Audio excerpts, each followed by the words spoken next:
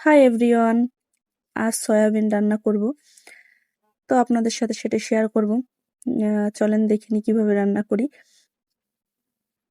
তো সয়াবিনটা কিন্তু অনেকেই পছন্দ করে, আবার অনেকেই করে না।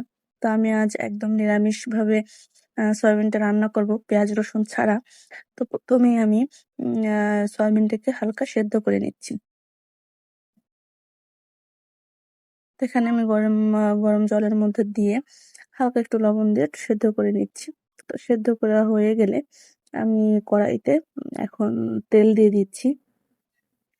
তেলটা গরম হয়ে গেলে আমি ছোট ছোট করে আলু কেটে রেখেছি। তো আমি আলুটাকে সুন্দর করে ভেজে নেব।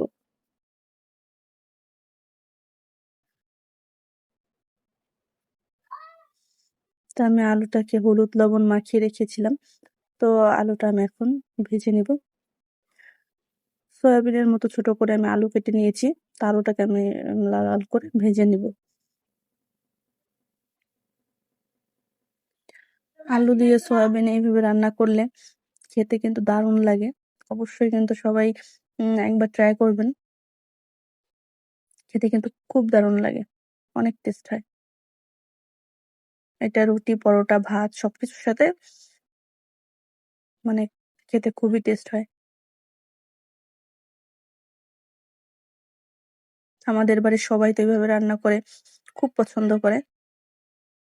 তো যাই হোক, আমি আলুটাকে এখন ভেজে উঠিয়ে নিচ্ছি।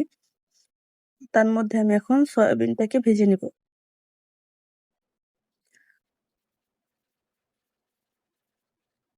সয়াবিনেও আমি লবণ এবং হলুদ মাখিয়ে নিয়েছি। এখন আমি সয়াবিনটাকেও সুন্দর করে ভেজে নিব, ভেজে তুলে নিব। এইভাবে ভেজে নিলে কি হয়, সয়াবিনের ভিতরে হলুদের লবণের এটা আর কি যায়, তো খেতে ভালো লাগে। তো আমি ভাজা হয়ে গেলে তুলে নিয়েছি। এখন আমি কড়াইতে তেল গরম করে গোটা জিরা এবং তেজপাতা ফোড়ন দিয়ে আমি মশলাগুলো দিয়ে দিব। এখানে আমি জিরা বাটা, আদা বাটা, আর হচ্ছে হলুদ গুঁড়ো, লঙ্কা গুঁড়ো, পরিমাণ মতো লবণ, আর এক চামচের মতো ধনিয়া গুঁড়ো, সবকিছু দিয়ে আমি মশলাটা করে রেখেছি। তো এখন আমি মশলাটা দিয়ে মশলাটাকে সুন্দর করে কষিয়ে নিব।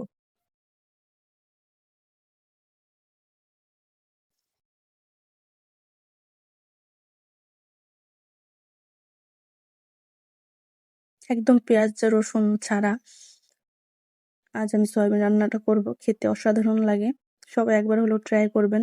আর আমার ভিডিওটা যে যেখান থেকে দেখছেন অবশ্যই লাইক কমেন্ট শেয়ার করবেন। আর রান্নাটা কেমন হয়েছে অবশ্যই কিন্তু জানাবেন।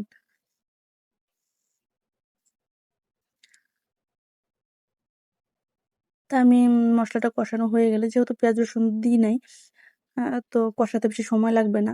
আমি কষিয়ে আমি ভেজে রাখা আলু এবং সয়াবিনটা দিয়ে সুন্দর করে এখন মাংসের মতো করে কষিয়ে নেব। এটাকে খুব সুন্দর করে কষিয়ে রান্না করলে খেতে খুব সুন্দর হয়।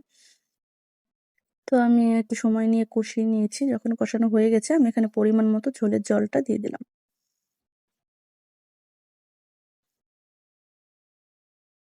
আমি আরেকটু ঝোলের জল দিব, যেহেতু একটু সেদ্ধ হবে। তো বেশি দিব না। অনেকে এটার পাতলা ঝোল পছন্দ করে, কিন্তু আমার কাছে অত ভালো লাগে না। আমার কাছে মাখা মাখা হলে বেশি টেস্ট হয়, বেশি ভালো লাগে। তো দেখতে যেমন হয়েছিল, খেতেও কিন্তু অনেক টেস্ট হয়েছিল। অবশ্যই কিন্তু আপনারা ট্রাই করবেন। তো আমি এখানে পরিমাণ মতো ঝোলের জল দিয়ে জলটাকে সুন্দর করে ফুটিয়ে যখন একদম গায়ে গায়ে হয়ে যাবে, উপর থেকে তেল ছেড়ে দিবে, তখন একদম রেডি, আমি নামিয়ে ফেলবো। এখানে অনেকে গরম মসলা দিতেই পারে, তো আমি আজকে গরম মসলা দিই নাই।